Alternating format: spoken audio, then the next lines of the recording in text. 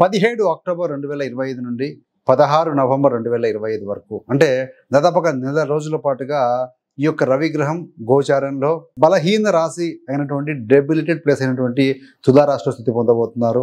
So విశేషం ఏంటంటే ఇక్కడ రవి తులారాశిలో బలహీన పొందితే ఆ రాశ్యాధిపతి శుక్రుడు కూడా నవంబర్ 1వ తారీఖు వరకు కూడా ఆయన కూడా శుక్రుడు కన్యా రాశిలో బలహీనంగా ఉంటారు. అంటే రవి గ్రహం ఉన్నటువంటి రాశ్యాధిపతి కూడా బలహీనంగా ఉంటారు. 15 రోజుల పాటుగా రవి ఏమో 30 రోజుల పాటుగా బలహీనంగా ఉండబోతున్నారు. సో కాబట్టి ఈ యొక్క గోచార ఫలితం ఏ విధంగా ఉంటుంది, అసలు రవి గ్రహానికి ఉన్న కారకత్వం ఏంటి, ఇంపార్టెన్స్ ఏంటి, ఇవన్నీ కూడా సుదీర్ఘంగా చర్చిద్దామండి. అదేవిధంగా శుభాశుభ ఫలితాలు ఉంటాయి, రెమెడీ ఏమిటో చక్కగా విశ్లేషిద్దాం. సో చివరిదాకా చూడగలరు. నచ్చితే లైక్ చేయండి, 10 మంది బంధుమిత్రులకు షేర్ చేయగలరు. వృషభ లగ్నం లేదా వృషభ రాశి. వృషభ రాశి మరియు వృషభ లగ్నం వారికి 6వ స్థానంలో ఈ యొక్క రవి బలహీన పొందుతున్నారు. 6వ స్థానం అంటే శత్రు, రుణ, రోగబాధ, డైలీ చేసే సర్వీస్, అధికారి యొక్క మద్దతు, ఇవన్నీ కూడా ఎక్కువగా ప్రభావితం అవుతూ ఉంటాయండి. 6వ స్థానం అంటే రుణాలు, స్థిరాస్తి, వాహనాల కొనుగోలు, అమ్మకాలు, ఇవన్నీ కూడా జాగ్రత్తగా డీల్ చేసుకోవాలి.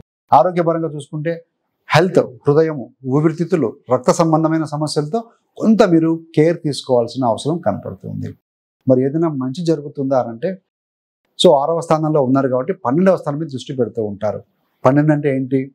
విదేశీ సంబంధాలు, కాంట్రాక్ట్లు, విదేశీ మార్పిడికి అవకాశం కలుగుతుంది. సో ఫర్ ఎగ్జాంపుల్ ఒక వ్యక్తికి బ్యాంక్ లోన్ శాంక్షన్ కోసం ఏదన్నా ఆయన ప్రయత్నాలు సాగించారు, కానీ అక్కడ ఏమవుతుంది అంటే అప్రూవల్స్ కొంత లేట్ అవుతాయి. ఆయన లేదా ఆమెకు కొంత హెల్త్ పరంగా పల్సో, బీపీలో ఇలాంటి పరీక్షలు చేయించుకొని ఒక డాక్టర్ గారు సలహాలు ఇచ్చారనుకుందాం, ఎందుకంటే రోగస్థానం కూడా కాబట్టి. కానీ విదేశీ ప్రాజెక్టులో ఏమవుతుందంటే మంచి కాంట్రాక్ట్ వచ్చింది, అంటే నెగిటివ్గా ఉంది, పాజిటివ్గా ఉంది. సో ఆ రకంగా మనము అన్వయించుకోవాల్సిన అవసరం ఎంతైనా ఉందండి.